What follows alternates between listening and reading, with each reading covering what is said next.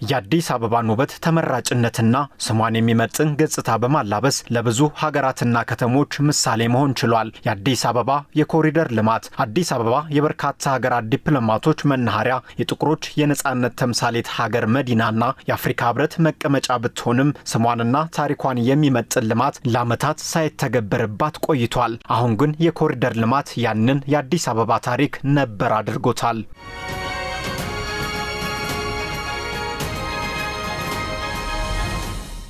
የኮሪደር ልማቱ የከተማዋን ተመራጭነትና ሳቢነት ከማረጋገጥ ባሻገር ለበርካቶች የሥራ ዕድል በመፍጠር ቤተሰቦቻቸውን በተሻለ መልኩ እንዲያስተዳድሩ አድርጓል። የኮሪደር ልማት ያው ስራ ፈጠራ ጥሩ ነው። ብዙ የሥራ ዕድል ከፍቷል። ብዙ እኛም ተጠቃሚ ሆነናል። በዚህ በመስራት ጥሩ ነው። የሥራ ዕድል በመፈጠሩ እኛም ደስ እያለን ነው የምንሰራው። በዚህ ነው ቤተሰቦችን ማስተዳድረው። መልካም ነው። ኮሪደር ስራ በመስራት የተለያዩ ዓላማችንን እናሳካበታለን። ያው ለሀገራችንም ጥሩ ስራ ነው እንላለን ማለት ነው። ይህን ስራ በመስራት ለወደፊት ህይወታችንን ለማስተካከል እንሞክራለን። ለኢትዮጵያ አንድ ውለታ መዋል ያለብኝ ይመስለኛል።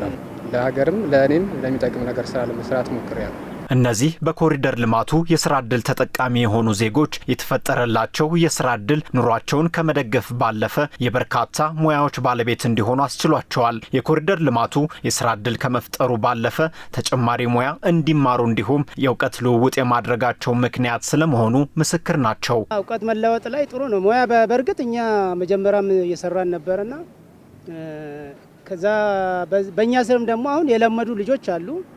ሙያችን ከኛ ለምዶ ራሳቸውን ችሎ የሚሰሩ ወጣቶች አሉ አሁን እና የእውቀት ልውውጡ ጥሩ ነው።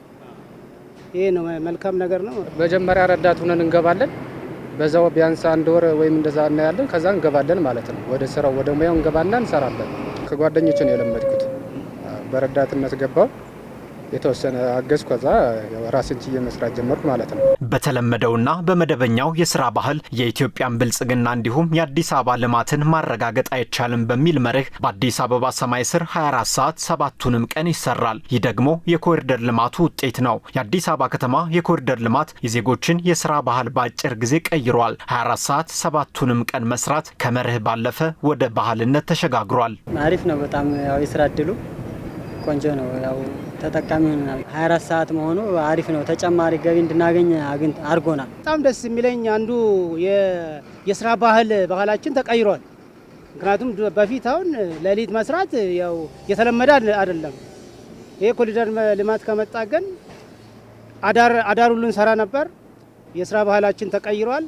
የሥራ ፍላጎታችንም እንደዛው ተቀይሯል ማለት ይቻላል። የአዲስ አበባ ሁለተኛው ዙር የኮሪደር ልማት ለበርካቶች የሥራ ዕድል በመፍጠር በ8 አካባቢዎች በጥራትና በፍጥነት እየተከናወነ ይገኛል።